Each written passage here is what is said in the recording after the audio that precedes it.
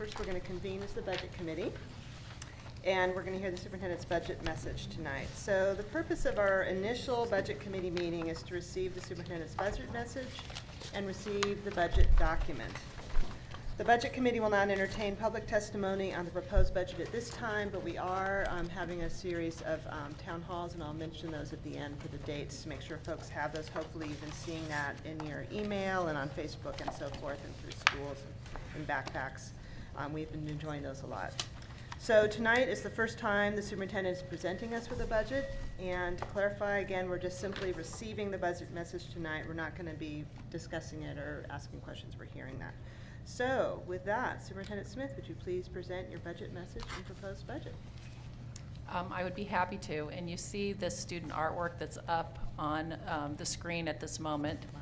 Is the cover of our budget book. And one of the things we do each year is we have our students submit potential artwork for the cover. And I'm going to read you what this student's statement is about their art. This is done by Sewa Pa, who's an 8th grader at Hosford Middle School. It's titled Flying, and the statement by the artist is, "Since I was young, I have always wanted to fly. Seeing a swan so calm and graceful calms me down and allows me to think of my future. I still think someday I will be able to fly, maybe not with wings, but through my imagination." So that is the cover of our budget book. That will be, I know.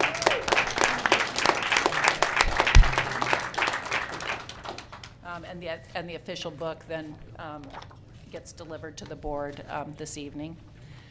Okay, so, and I'm going to tell you guys all, this is kind of a settle in, because I'm going to walk you through a number of things that are describing some complexities, but trying to do this visually, but also connect what's been building from one year to the next, okay? So, and this has been a kind of complex budget year. So first of all, our process.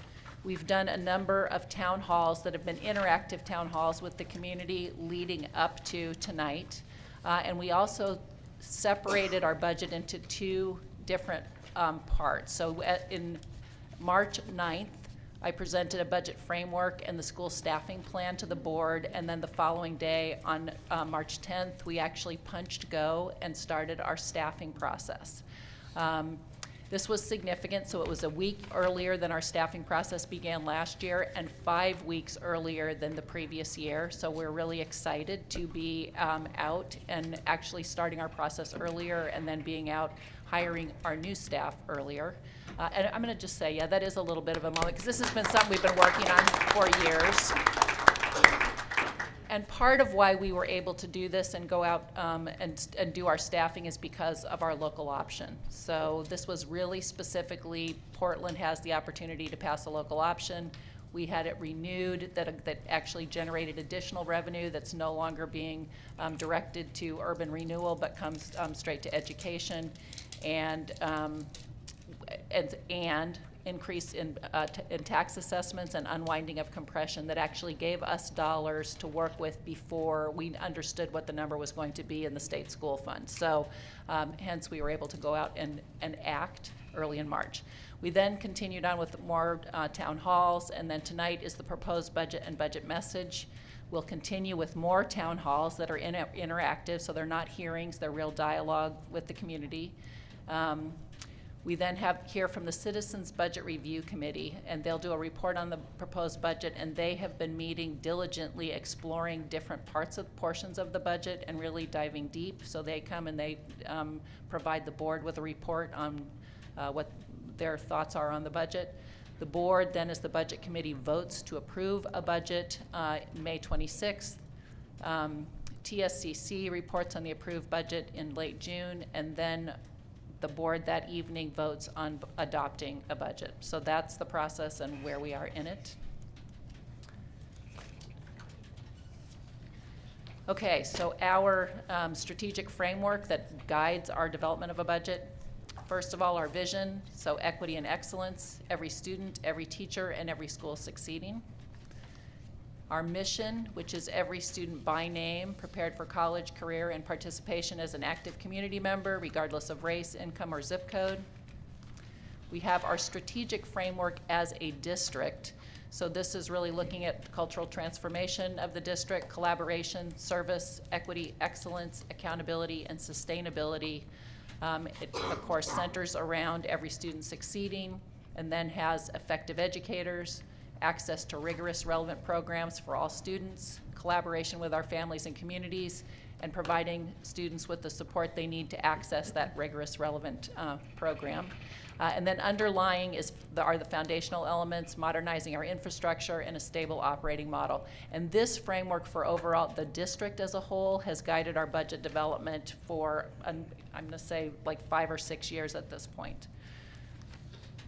The Successful Schools framework, actually guides change at an individual school level. And these, by doing work on where we're getting the outcomes that we're looking for in our individual schools and where we see the success happening for our kids, these are the elements that are in place. And so it is the framework that we're using to drive change at an individual school level. So again, equity at the core. We're looking at a focus on the culture of the school, quality assessment and quality instruction as being like core elements that need to be present in any one of our schools. Professional learning communities, and really fostering that as a way of professional growth for the staff and teachers, staff, and leaders in the school, and then school and family partnerships. So this is the individual school strategic framework. And then finally, our milestones framework that, again, we've been using for the last 7 or 8 years, which is really looking at an individual student's journey through our system, and at key transitions, what are the outcomes that predict success at the next level, and that those are the places we're really focusing on our investments. Where have we been? So I'm going to start you back in 2007, because at that point you had a new superintendent, who was me. When I came into this job, we had an achievement gap that was significant across the system. It had been persistent over time, and we knew that it was unacceptable. And even in schools that we were viewing as being successful schools, there was a dramatic achievement gap. Our graduation rate, calculated by the old one-year method, was 68.5%. Calculated by what we then started to do, a new 4-year cohort method, meaning we were looking at a student as they entered 9th grade, and how many students actually made it through and graduated 4 years later. That rate for Portland was 53%, and that was really dramatic news for us as a community. So, and that we were one of the first actually in Portland Public Schools to pilot this new methodology of looking at the graduation rate. It was actually a more authentic way to say who starts and what kind of support do they need in order to graduate 4 years later. The one-year method was really looking at who starts 12th grade and who finishes 12th grade rather than over that whole 4 years. So a big difference in the two methods, but dramatic news for us. Our school buildings, aging, and we knew that we had classrooms that were not meeting the needs. A lot of conversation about rain coming through the roof right on into classrooms and being collected by buckets. So just knowing that we did not have, and we had an aging infrastructure. We were just coming off of an enrollment decline and had lost 11,934 students over an 11-year period. So every year, huge impact on what's going on in schools, and a dramatic impact on the resources to staff our schools. And we were weary from 2 decades of budget cuts coming off of ballot measure 5. So just to say, parents who had been in fundraising every year, their kids have been in school and being really exhausted from having to fundraise to meet the basic needs of the kids in our schools. So this is context as I stepped in. Here's our enrollment decline over that 11-year period.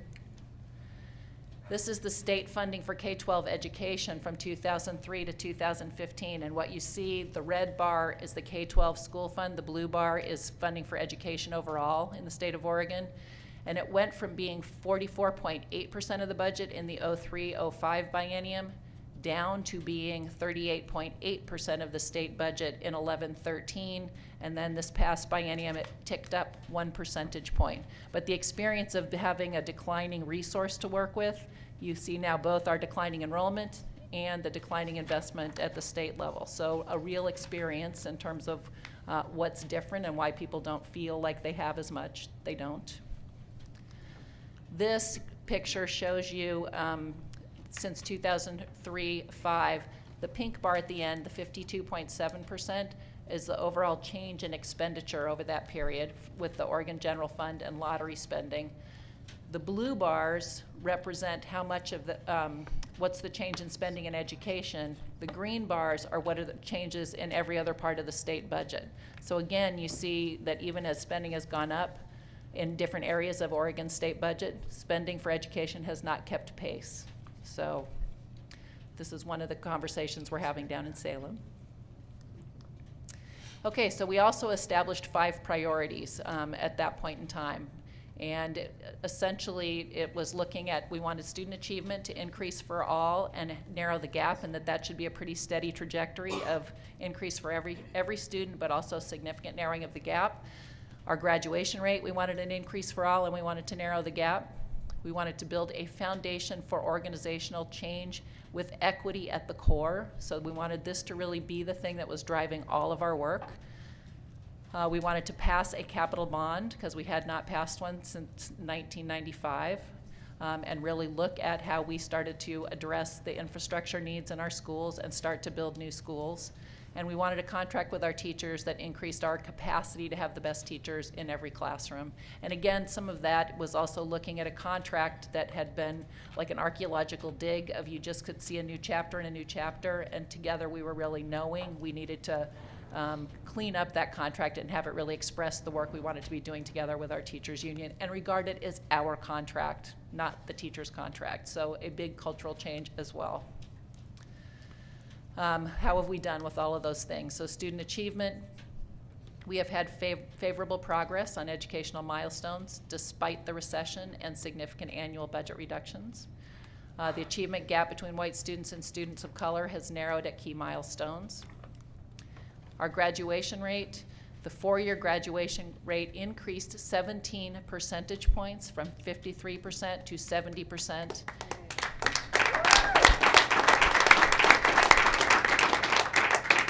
And the gap between white students and students of color is narrowing. Our 5-year graduation and completion rate is now 82%. I'm just going to do that one too. And you'll see that one. So here's our 4-year cohort graduation rate over time, the 17% increase.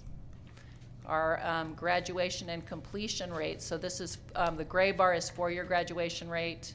The purple bar, 4-year completion rate, meaning that also includes GEDs. And the 5-year completion rate, which includes both graduation and completion. So there you have our 82%, but we've gone up in all of those consistently every year. This is that broken down by race and ethnicity. And you see, again, significant changes over time. Okay, here, what you see is the graduation rate increase compared for the whole state of Oregon. So it's been a 6 percentage point gain over since 2009-10. Here's PPS over that same time period with a 17 percentage point gain. So just for you to have some frame of reference that this is a big deal, that you have to start from wherever you start from, and we've made a 17 percentage point gain. So there you go. I know. I know.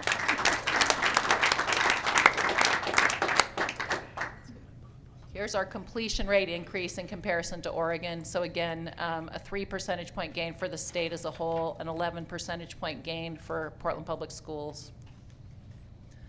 And this is the one that I'm going to just take a minute to explain to you, because what you see on that blue line there, the blue line, that's the old 1-year method, okay? So back, our high point since 2000 was a 78 percentage point 1-year graduation rate. If we had carried this method through all the way to today, that 1-year rate is 82%. So we've now surpassed our highest rate since 2000 with our 1-year graduation rate. Woo!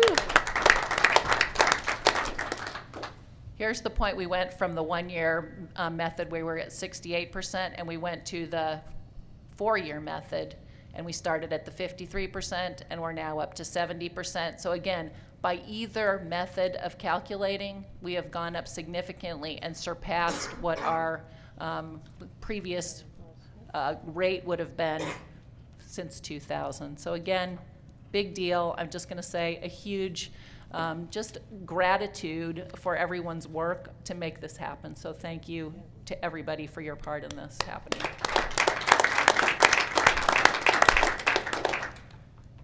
Okay, so equity at the core, and this was one where we really set out to say we're looking at policy, we're looking at people, we're looking at practice, and we're looking at partnerships.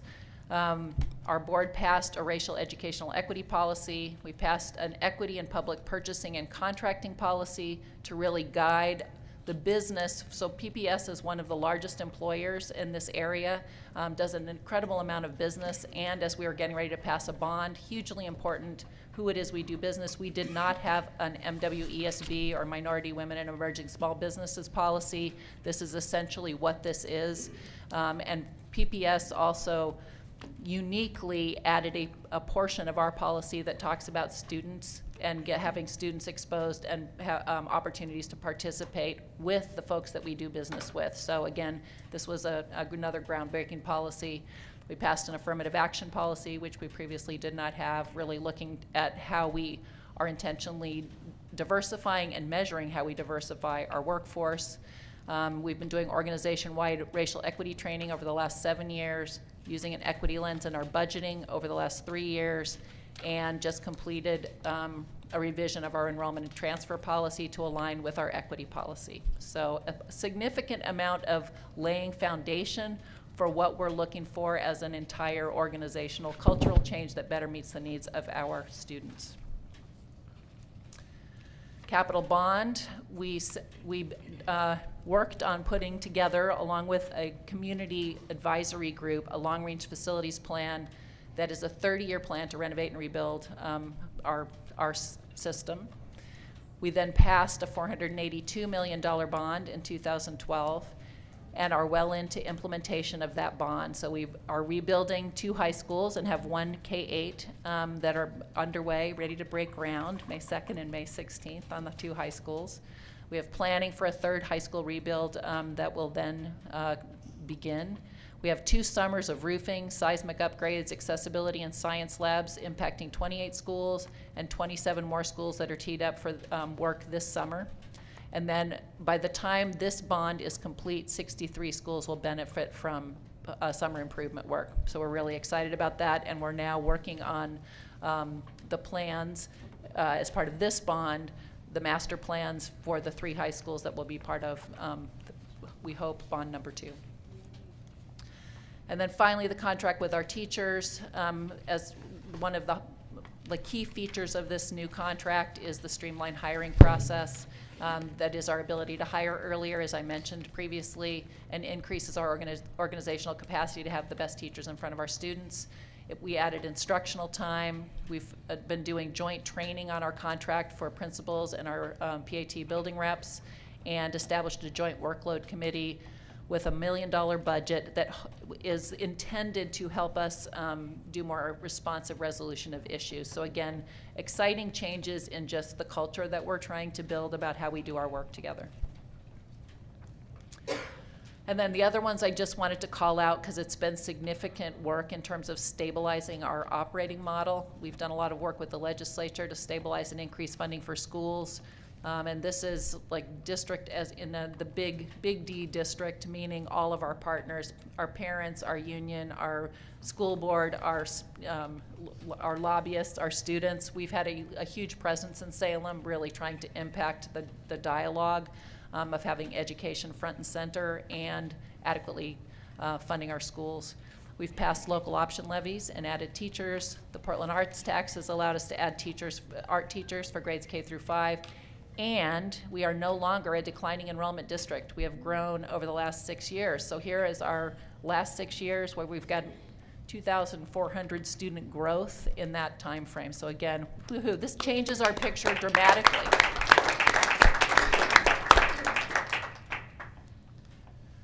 Okay, so also over the last biennium, and part of why I want to make this visible now, is we're continuing to build on investments we've made. So these have been like, how do we continue to add capacity and strategically invest in our schools, but then continue to build on those investments and not change gears and create instability in the very system we're trying to create stability in. So in the last biennium, so 2013 to 15, we've added teachers. We added 180 new teaching positions in the past year alone.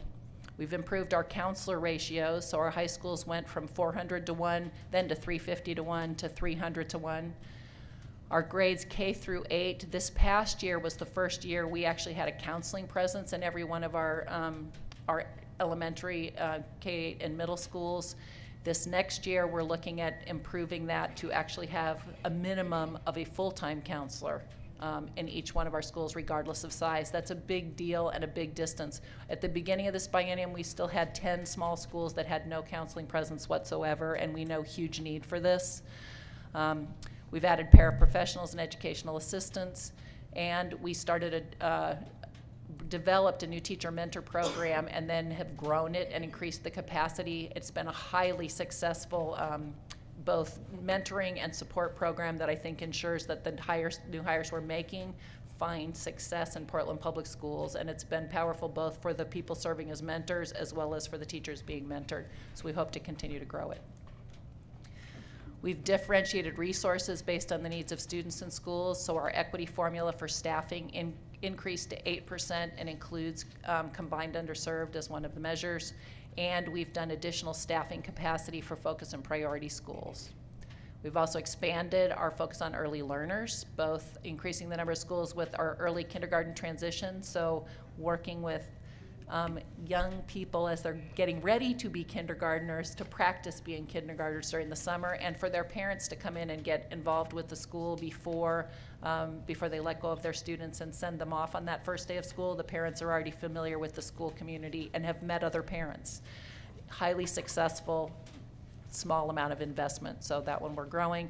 We've also added the Clarendon Early Learning Site this past year in North Portland, and we'll continue to grow our early learning presence. We increased instructional time, so we added 2 days this past year. Our focus and priority schools had the option to add professional development days in order to preserve instructional time. We continue to increase our high school course offerings. So in 2012-13, the ratio in our high schools was 28, a little over 28 students to one teacher. In 13-14, it went down to 25, a little over 25 to 1, and then 14-15, 23.65 to 1. So that's a huge change over a short amount of time in terms of what kind of staffing we have in our high schools. We've increased our wraparound support services. We've added a coordinator for our tag services. We've expanded our dual language immersion capacity, so we added 4 new dual language immersion schools and a new language, Vietnamese. We've added CTE staffing and equipment. We've added career coordinators and then brought them up to full-time in all of our high schools. We've expanded our arts programming, so our arts teachers are present in all of our K-5s. We added arts coordination again, which I'm going to tell you has made a huge difference, having an arts TOSA who coordinates what we're doing with the arts and provides support at a district level. And then the board just voted to do a one-time investment in musical instruments within the last couple of months that has made a huge, filling the gap of instruments that were missing in our band and music programs. And then athletics have expanded dramatically. We've added coaches, trainers, transportation, and middle grades programming. So this is a big deal to start building the capacity in our middle grades and offering those opportunities to our middle grade students as they're in each of the feeder patterns as they're heading to their high schools and gaining their enthusiasm for athletics. So that's a big amount of things that we've done in the last biennium that we wanted to see sustained and then built on in the coming budget. Where do we go from here? So our economy is improving, and I put in red just potential for the increased state investment. Right now, this is still a dialogue with the legislature, and I would characterize as being at fragile stability as opposed to true like reinvestment budget. But we still have the potential of increased state investment. We're implementing the current bond and planning for the next one, so the 30-year facility plan, and our enrollment is increasing. So at this point, we've got the last 6 years of growth. What we are now planning for the next decade for another 5,000 students. So it's a really changed picture than where we were a minute ago. And our challenges right now are how are we planning for the influx of new students. Our 3 priorities that are driving our work: we want 100% of our third graders reading at grade level by the end of third grade. We're looking to reduce exclusionary discipline, so the disproportionality by 50%, and then reduce exclusionary discipline overall by 50%. And we're looking to accelerate the trajectory of increase in our graduation and completion rates. So those are our 3 big driving priorities. Now, our state funding update. This is a picture we showed early in the budget process that we developed along with our education partners around the state. So 197 districts, OEA, COSA, OSBA, so the Confederation of Oregon School Administrators, school boards, teachers, and a number of the other advocacy organizations. What we looked at was to provide for the legislature, what does it mean at these different funding levels? And this one, the 2.35, we were really saying you're underfunding. 7.5 is the fragile stability, and the 7.8 is an investment budget. So this was how we entered the legislative session. We are still advocating for at least a $7.5 billion state school fund appropriation for the biennium from the legislature for K-12. Current status is the legislature has allocated a $7.255 billion funding level as a floor, what they're characterizing as a floor level of investment. So again, we're saying great, and the dialogue continues. We're still looking for a higher level of funding for K-12 education. The state school numbers, our funding comes through the Oregon Department of Education, and the Legislative Revenue Office provides the numbers and analysis to the legislature. And you've heard over the last, month or so, differing numbers and whose numbers are right, and is it an increase or is it a decrease? So part of this is reconciling what both of those entities are using as their part of their calculation. And they've gone through some efforts to try and get in sync the numbers that they're using. Then you have ODE, so the Department of Education, who revises the estimates regularly. So the 2 estimates so far for 2015-16, we've had an estimate in February and an estimate in March.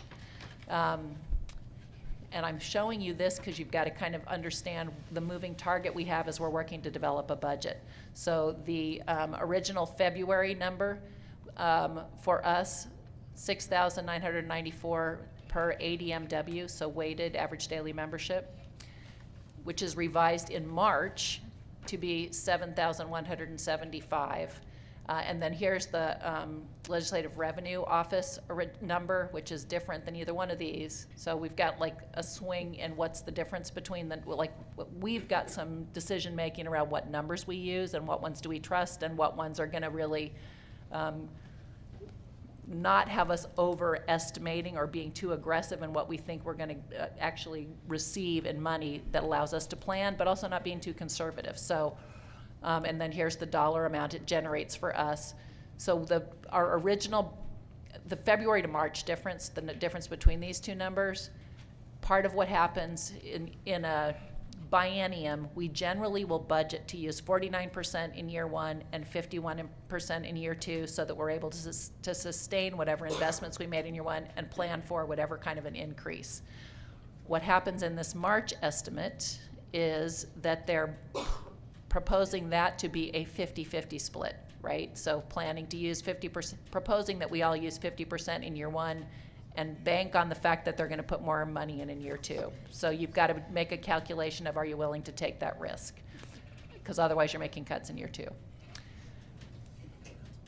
This number also assumes a higher growth in local revenue and they reduce the number of carve-outs or things that they take off the top and fund out of the state school fund, okay? So there's just different calculations that have gone into producing the March number. So the proposed budget for PPS, I am proposing a $579 million general fund spending plan for 2015-16. The budget assumptions that go into that plan include the recently renewed local option, and those increases allowed us to hire teachers back in the plan that I put forward on March 9th. And the three things, and I described these for you earlier, part of what made that go up, we had no pullout for urban renewal because of when we renewed the local option.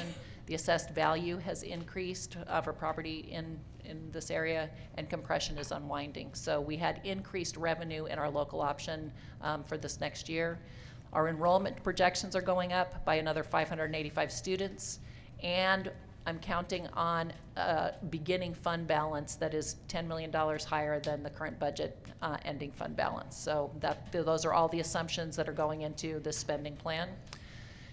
In terms of assumptions about the state school fund, the actual budget document that was prepared back in it was based on the February ODE number. What we now know, because the March forecast has come out, I'm actually going to use the March forecast for my recommendations this evening. However, for Portland, I'm going to recommend that we hold to the 49%, 51% split over the biennium so that we can sustain whatever investments we make this year, so that we not do the 50-50 recommendation, but that we do 49-51, which has been our practice. So I'm recommending that we stick to that practice. So the revised numbers that are reflected right here will be the bolded ones, the revised March number. And again, that's a $10.6 million difference, which gets us to the $579 million. Okay, so the March estimate increases our funding by $10.6 million. The problem of the shift, and I just described this to you, it basically, you use money in the first year, you can't sustain in the second year. The proposed solution to that is that we also designate an amount out of that we count as assigned contingency rather than unassigned contingency, that we are holding until year 2 expressly to end up getting us to the equivalent of a 49-51. We'll just earmark it specifically for that purpose, so it's not regarded as a general unassigned contingency. We say this is how we intend to use it. If the $7.255 billion in the state school fund, it remains our number. My proposed unassigned contingency is that we hold 3.5 in unassigned contingency. If it ultimately goes up to a 7.5 billion state school fund allocation, then my recommendation is that we budget for a 4.5 unassigned contingency. Okay, so now the framework and what's kind of guiding the recommendations you'll see. One is to sustain and build upon the current levels of service to students, families, and schools. So again, what I described earlier, keep building on the investments we've already made. Sustain and build upon the strategies that impact our 3 priorities, so early literacy, the reducing disproportionate discipline, accelerating graduation and completion rates. Third, to strengthen our capacity at schools just generally, and to strengthen our organizational capacity to support schools. So school staffing, and you've seen this already, but I'm going to keep going through just so that you see this as in its entirety. So the school staffing plan was presented on March 9th, and we have already been implementing. The guidelines, the guiding principles, that we will invest some resources by school type and achievement needs, not just by numbers of students, and this has been a shift in the last couple of years that will really differentiate resource. That will provide enough time for resources to shift culture and build capacity, not get impatient and say, oh, it didn't work yet, so we're going to change and do a new thing, where you create the churn and you don't ever see what strategies are being successful. That will maintain the equity formula within the staffing ratio. That will provide non-formula additions to address specific considerations that are unique to an individual school or circumstance. And that we hold a set-aside pool of FTE so we can address program challenges, some of which are allocated in the spring and some of which we hold until the fall and expressly in the fall, it's then when where we're looking at the difference between what we predicted would happen with students and what actually happens. So we want to be able to be responsive at the point we know that. Kindergarten being one of the prime places that it may look different. Staffing formula, this is the order it occurs in, so you end up with the ratio FTE that's assigned by size first there, and then ratio FTE via the equity allocation. Then we have a school-wide support table and those numbers, then non-formula FTE, full-time equivalent, and then total general fund FTE. So just the general structure of how we staff our schools. The equity formula in that staffing allocation, and I described earlier that we hold 8% out as part of the equity allocation. 4% of that is based on free and reduced lunch or direct certification meal status, and 4% of the ratio is then calculated based on combined underserved, and that includes students from one of the 4 historically underserved racial groups, qualifying for special ed, ELL, or eligible for free meals by direct certification.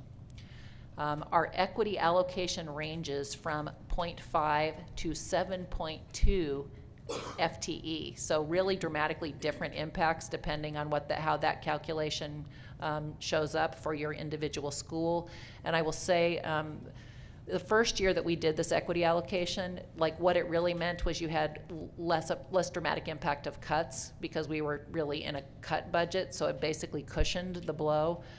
This year, then we kind of did a year that was just like barely in a break even, so probably not. This year there's enough to really see a difference, and we've asked, like we're looking to measure what's the difference that you can tell in your schools know what their allocation is, that was their equity allocation, and we're really asking them to tell us, okay, what difference did it make? We want to be able to know that and measure that, so. Our school staffing priorities for this year: sustaining teachers and classified staff that we added in 13-15, ensuring access to the core program at all grade levels, improving our middle grades elective offerings, our college and career readiness staffing for both middle grades and high schools, counselors, school secretaries, educational assistants, and paraprofessionals. Okay, so now the specifics. So the early literacy priority, the school-based staffing, we had educational assistant support for kindergarten, where we added 0.5 educational assistant in each kindergarten class for schools with 50% or more combined historically underserved, so 21.5 FTE. We did targeted early literacy support for focus and priority schools, so adding a teacher to work on early literacy with students and teachers, 8 FTE. Full day kindergarten for PPS, the impact of half a day, currently half a day is paid for by the state school fund and the other half is paid for with Title I and tuition. Next year, the entirety of full day kindergarten will be paid for with general fund dollars, so we'll no longer charge tuition, and the title dollars we get to allocate for something else. That cost to move full day kindergarten into the general fund for Portland Public Schools is $11 million. What we currently have 98% of our kindergartners in full day K, so we are not facing the same challenge that some other districts are facing where they need to add spaces or build program. We've got program, ours is shifting how we pay for program. So again, we won't be charging tuition, we will cover this by general fund. Reducing exclusionary discipline, and I called this out as one of our priorities earlier. Our investments that we think specifically impact this, counselors in all of our K-5s, so with a minimum of a full-time FTE in every school regardless of size, and then above that, calculating at a 400-to-1 ratio, so that adds another 14.5 FTE. Counselors in our K-8 and middle schools, again, with a base of a full-time counselor, and then calculating at a 400-to-1, 21.5 FTE, and then the educational assistant support for kindergartners, we also believe this one has a direct impact on this priority, so I just listed it again but didn't name the FTE again. High school graduation and completion, a number of things, so increasing the elective offerings at middle grades, K-8 and middle school. We are prioritizing art and music so that if a school does not offer art or music in the middle grades, we're asking them to prioritize that first with this FTE ad. We have some schools that are adding the AVID program this year, and a college and career readiness coordination. So there's different strategies in different schools, but we've got a prioritization guidance for schools as they're staffing. College and career readiness in high schools, we're adding AVID coordination support, so a 0.5 for coordination, so college and career readiness and AVID. So sorry, this is a combination of a number of different things, and again, school specific, it may look a little different. 0.5 is for coordination support, and 1.0 is for adding teacher capacity. High school teachers, we've added 20 more high school teachers, and then the school-wide support table, and this is the table that really has the core of support that you have in any school regardless of size, that includes like your principal, your assistant principal, or your vice principal, your librarians, your counselors, and there are thresholds at which you start to get additional people. On this school-wide support table, we've added an additional high school vice principal at 1,600 students, so that's what those two are. Athletics, we've had our, sorry, do you need? Our middle school athletic director to full-time and our high school athletic directors to full-time. The high school athletic directors will now be responsible for managing cluster-wide athletics, and the district-wide athletic director and high school principals will prioritize how they operationalize this. Outdoor school, this has been a huge topic just about every year, and I'm really happy to say, so we went to 3 days as we were cutting budgets in order to really preserve outdoor school for our kids because it's been such a treasured program. This year, and this is funded with resolution dollars through the Multnomah Education Service District, we're moving ourselves back to a full week, so yay. And this impacts the overall programming of outdoor school for a lot of other districts as well, so we're excited about this. Okay, strengthening our school capacity to address all priorities. School secretaries, we're looking at every school having a minimum of 2 full-time secretaries, meaning 40 hours a week. We had another 5.63 FTE to make that happen.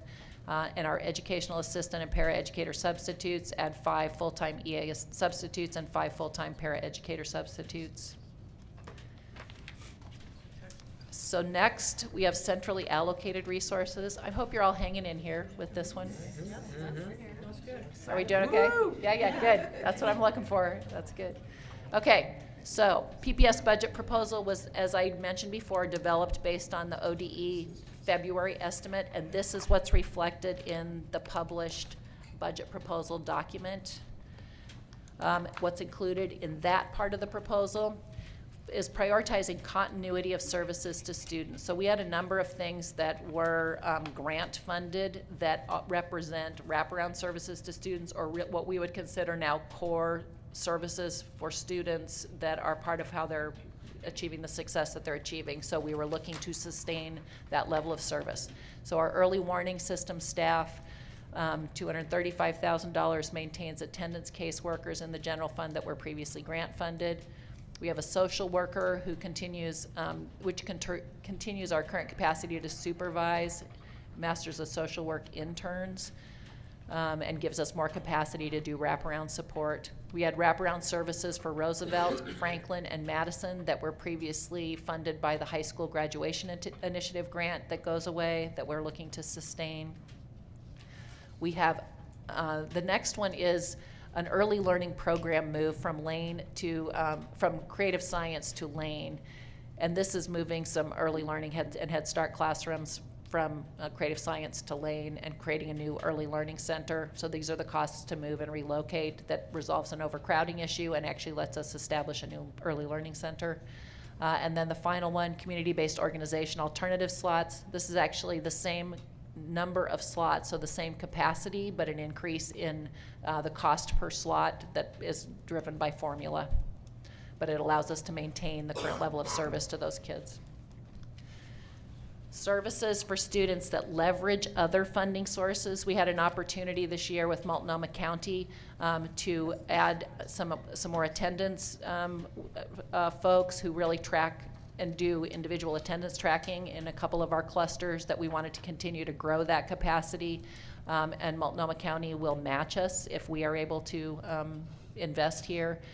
Similarly, Multnomah County will match us being able to add mental health professionals. We were excited to have this kind of a partnership with Multnomah County to be able to add both of these.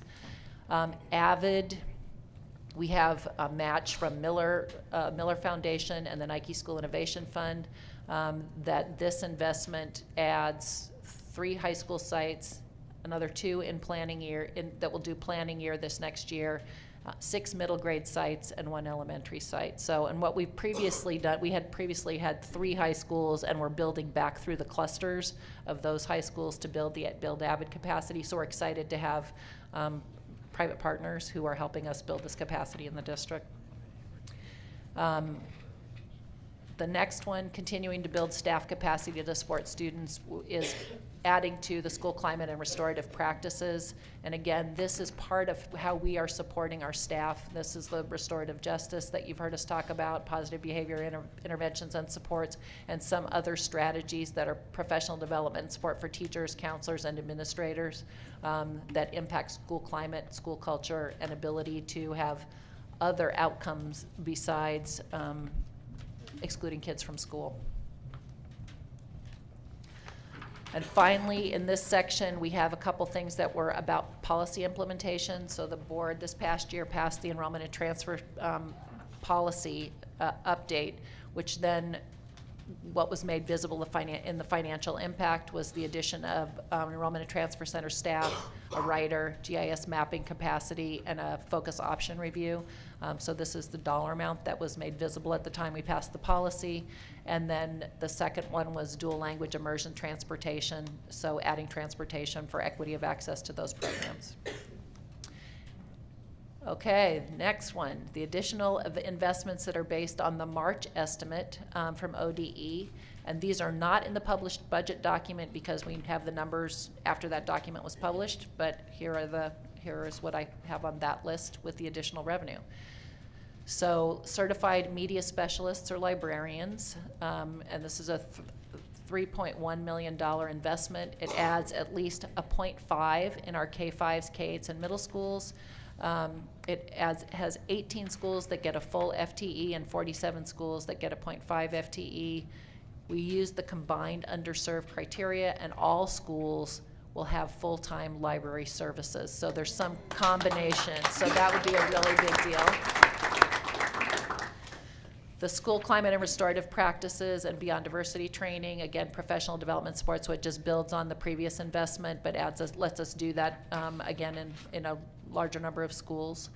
It adds CTE middle grades, a 7th grade hands-on learning experience. So we were looking at the outdoor school being what's happening for 6th graders, what is the thing that happens for 7th graders, and we were looking at it on hands-on learning experience of some sort, be that a maker space or something else. So that allows us to do that. It allows us to sustain the increase we made this year in individual school consolidated budgets, which was a big deal and gave our school principals some room to move on things that they consider priorities. So we would love to be able to sustain that same level of increase in the coming year. It adds campus monitor substitute capacity. And again, minimal amounts, as was pointed out earlier. These are like small amounts of substitute capacity, but we desperately need it. The board audit committee is recommending a total allocation of $200,000 for a performance auditor for the coming year. So this $120,000 is added to what $80,000 that's already in the budget, bringing us to the $200,000 investment there. And then finally, technology upgrades. This adds a student body fund management system that allows us to have a consistent management system across all our schools rather than having individual schools all buying off-the-shelf software that doesn't connect to each other. So it's highly desirable that we have a single system that our schools are able to use to manage funds. So this right here represents the actual budget proposal is this list. The next list is if we actually get up to the $7.5 billion number, which we are going to do. Like, I'm just going to say, yeah! If we get there, then we're looking at adding another 30 teachers, making some other additional equity investments, which includes tuition relief for like summer school, evening scholars, things that end up making those more accessible to our students rather than having any tuition associated with participating.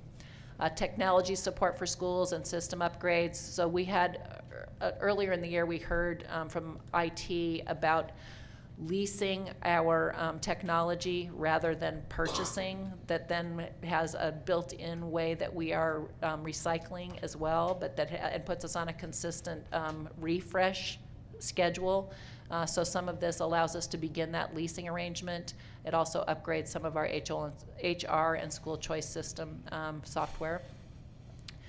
Next one, supplies and supports for schools, and this is a assortment of, so our content-based ELD materials, support for inclusion, professional development for language arts, materials adoption, and some counseling support are included in that one. Uh-oh, what do I do? Postpone. Quick, thank you. I know, you are all feeling rescued, aren't you, that it's gonna cut me off. I know. Woo! I'm going for a filibuster here. Okay, so buildings, this is adds to our building maintenance budget and the capacity to also in our civic use of buildings office, where we have the community using the buildings. It allows us to be more responsive in community requests for use of our buildings. And then finally, down at the bottom, you see the unassigned contingency improves to from 3.5% to 4.5%. Okay, so next, because we've had some significant conversation in the last several weeks about how we go about looking at compensation, I've asked Sean Murray and Lisa Gardner to come up and do here's the structure of how we look at compensation as an organization, and then I'll take you through what compensation looks like in this budget. So, Sean. All right. Good evening, board members, Superintendent Smith. I'm Sean Murray, Chief Human Resources Officer. With me this evening is Lisa Gardner, who is our senior class comp manager. Since this is probably the first time many of you have heard of Lisa, I thought it would be good to give you some information regarding her background. Lisa's been with our HR department for approximately a year and a half and has approximately 18 years of K-12 public education experience. Throughout her career, she has been focused on adhering to equity and legal compliance in HR practices in K-12 education. In Lisa's previous role and here at PPS, she has worked extensively in classification and compensation, developing and implementing best practice models that align with the organizations she has served. Prior to PPS, Lisa worked for Long Beach Unified School District, which is the third largest district in California, with peak enrollment of approximately 98,000 students.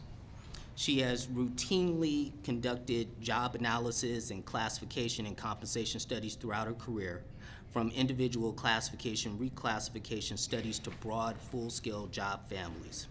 Lisa has also served as a personnel commissioner for 4 years in her home school district, Los Alamitos, upholding principles of merit and equity in public education.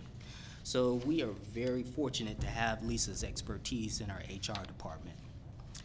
Now, we're here to give you a general compensation overview. Starting with the question of how is compensation used? Well, according to SHRM, which is the Society of Human Resources Management, it states that compensation is used as a tool to recruit and retain qualified employees, increase employee morale and satisfaction, reward and encourage peak performance, achieve internal and external equity, and reduce turnover and encourage organizational loyalty. In developing a classification compensation plans for the Human Resources Department, we're using best practices models for developing compensation plans. We first start with conducting job analysis for all of our positions, then evaluate job and update classification plans and job descriptions. Next, we determine hierarchical levels within our organization. Then we review and establish pay models and salary ranges. From there, we develop appropriate salary structure. We communicate findings to district leadership, employees, and community. And then we monitor the plan and implement changes as necessary. And then we just start the cycle over again. Now, factors that we consider when setting compensation are equal pay, whether there is disparate treatment, adverse impact, legal compliance, recruitment and retention issues, external market conditions, internal alignment of our positions, as well as organizational economy and our collective bargaining agreement with all of our union partners. Now I'll turn it over to Lisa. Thank you, Sean. Let's go ahead and begin by looking at the equal pay principle, disparate treatment, adverse impact, and legal compliance, all of which are interrelated. Human resources management is greatly influenced and shaped by the state and federal laws governing employment issues. Regulations and laws govern all aspects of human resources management, including recruitment, selection, and compensation. Employment laws such as the Fair Labor Standards Act, the Equal Pay Act, Title VII of the Civil Rights Act, the Ledbetter Fair Pay Act, and the AIDS Discrimination in Employment Act are designed to balance out the employee-employer relationship so that employers cannot discriminate against their employees. Under these laws, workers have the right to fair compensation. The purpose of these laws is not to diminish the employee-employer relationship, but rather to make it more equal and ensure that all individuals within an organization enjoy the same equal opportunities. Finding the right person for the right job and keeping them is a common goal for all organizations. Where we are right now and where we want to be as an educational institution requires thoughtful and innovative strategies to alleviate the challenges we face in recruiting and retaining quality staff to support our students. Developing compensation strategies that align with the competitive market work to assist in recruiting and retaining a highly qualified leadership, professional educator, and business operations staff. The United States Department of Labor reports that between 2008 and 2009, the unemployment rate in the state of Oregon surged from 5.8% to 9.3%. Statewide unemployment peaked in 2010 at 9.6%. However, the state unemployment numbers have been steadily decreasing since 2011, and they've been decreasing rather quickly. In 2014, the state unemployment rate was 6.2%. As of this February, according to the State of Oregon Employment Department, the unemployment rate has continued to drop to its February 2015 rate of 5.8%. As highlighted in this newspaper article, the current unemployment rate is at its lowest point in 6.5 years. Well, what does that mean for Portland Public Schools as an employer? As more and more employment opportunities become available, top talent have greater opportunities and employment options. A tight labor market requires constant monitoring for wage and benefits inflation, as organizations now find themselves in the position of competing for top talent. We are and will continue to survey the market to enable the district to make informed decisions regarding employment practices. I'll turn this back to Sean. All right. Let's review the historical compensation practices for the district. So our first slide is a matrix that shows the salary adjustment history for all of our represented employees. Now, I'd like to note that for our viewers at home, this information may be difficult to read, and would like to let everyone know that we will have this information online for them to review as well. Now, as represented employees, these adjustments were negotiated as part of the collective bargaining process. The matrix shows that throughout troubling economic times, the district has made every effort possible to provide salary adjustments to our represented employees through COLAs, which are also known as cost of living adjustments, and/or salary increases. You will also notice that in 2011, 2012, the district was not able to provide cost of living adjustments to any of our represented groups. Now, the next slide represents the salary adjustment history for our non-represented employees. These are our employees and district leadership that are not covered by a collective bargaining agreement. Over the same time span as the represented groups that you just saw, the district offered minimum COLAs as opportunity allowed. In 2012, 2013, non-represented employees, in addition to not receiving COLAs or salary steps, received as many as 10 furlough days during this period. Earlier, we discussed our practice of surveying the market for comparability. For our licensed staff, we survey 19 local area school districts. In determining comparability, our criteria is to select agencies with like or similar jobs who are within our recruiting area and who are as close in size to our organization as possible. In business operations, in addition to our K-12 school districts, we also survey local public agencies for comparable positions. Again, the criteria include proximity to Portland Public Schools, our competition for the same employees, and organizations that have business organizational hierarchies, structures, and compensation programs that are comparative to ours. We do not survey private companies, as they are not required to provide us with any salary or benefit information. They also tend to offer bonuses, pay incentives, stock options, profit sharing, and other compensation that we would not offer, making them not comparable to us in developing salary recommendations. All right. So what has the Human Resources Department been doing to move the district in the direction of a systematic classification compensation plan? For 2014-15, we developed and updated classification specifications. We implemented new senior leadership salary schedule. We developed licensed administrator salary schedule and are reviewing existing classification and compensation plan for non-represented staff. For 2015-16, we're implementing findings for non-represented staff classification and compensation study, begin reviewing existing classification and compensation plan for PFSP bargaining unit, and conducting market surveys in preparation for upcoming negotiations with our various union partners. At this time, I'll turn it back over to Superintendent Smith. Thank you both.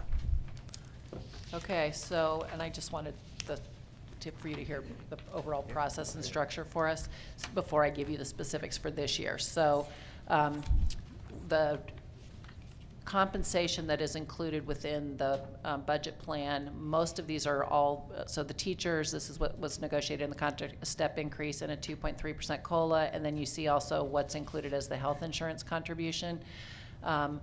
So two things. The other one that the board has been really conscious of and explicit over the last, like, I'm going to say 3 years, is trying to have a comparable contribution to health insurance across all our employee groups and try and bring that in line. So you're going to, I'll show you a chart of that at the end, but you're going to see the specific contribution in this budget right here on this chart. Second one, licensed administrators, and this over the last 2 budgets we had restructured our building administrator salary schedule and have been working to bring them into market this year, and I'll show you the market study on this one. We actually did a market study and did a bigger leap in terms of trying to bring them into market. We're way out of market. And then an 8% increase in their health insurance. Classified staff, a step increase in 1.5% COLA. Our SEIU custodians, step increase in 1.5% COLA. ATU, step increase in 1.5% COLA. SEIU nutrition services, a 3% COLA.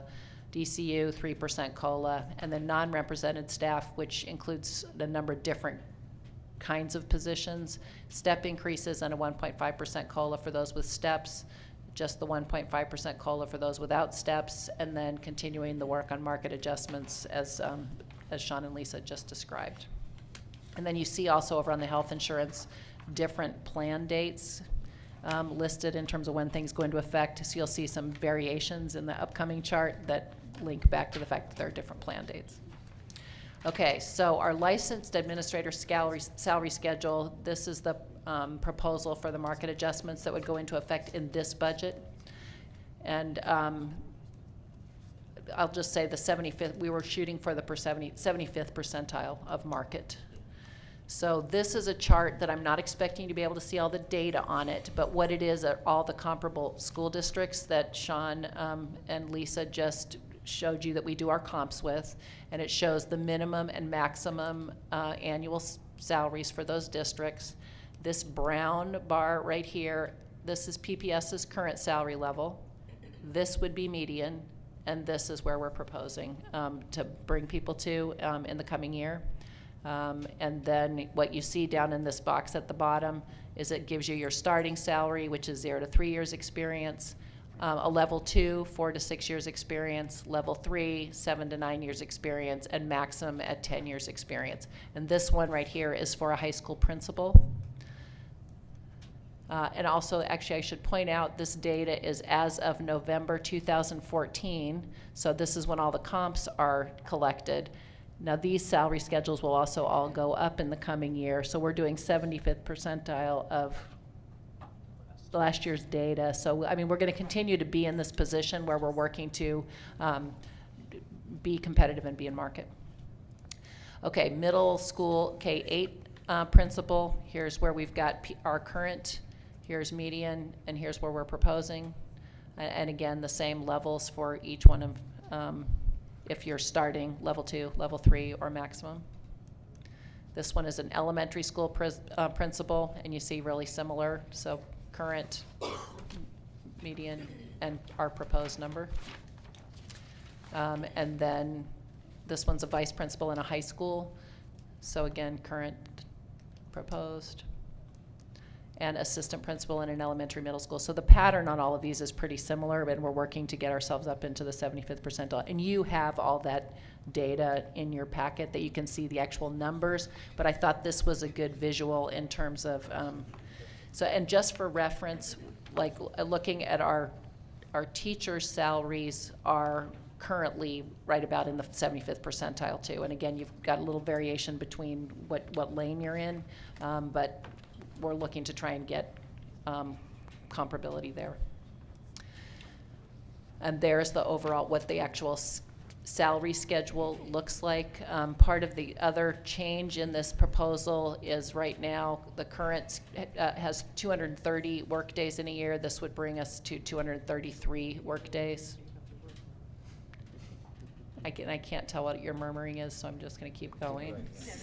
Okay, so health insurance, employer contribution. So this was our direct contribution to employee health insurance, and what's the amount the employer contributes. And again, this is probably hard to see this chart, but I will just say, so we had 12,212 for every employee group except for teachers, who had a 16,470 back in 2012-13. Part of our goal was to try and bring the employer contribution to a comparable level across all of our employee groups. So we've made some steady increases here. In 2015-16, the range ends up being 14,446, I think, is the base one, and our teachers 16,992. So again, that gap is closing, and that was part of our goal there, was to close that gap over time. Okay, so just to summarize our proposed budget, we're moving in the right direction. So the graduation rate has gone up 17 percentage points. We still have a lot of work to do, and the 3 priorities focus that work. Great appreciation to our local voters that are allowing us to invest in our schools. So we're adding teachers, counselors, media specialists, full-day kindergarten, and support for our underserved students, and we're really grateful to be able to do that this year. Our state funding is less than we had hoped for, and we're going to keep working to try and ensure that we have the maximum resources being devoted to education in Oregon this year, and in Portland that we're lucky that we have reserves to help mitigate the impact. And then finally, this budget represents a balance between funding immediate needs and ensuring the capacity to sustain the work in the coming years. So again, I'll reiterate the 49-51 being a sound fiscal strategy for us so we can sustain our work in the second year of the biennium. And thank you all for your kind attention to this budget proposal.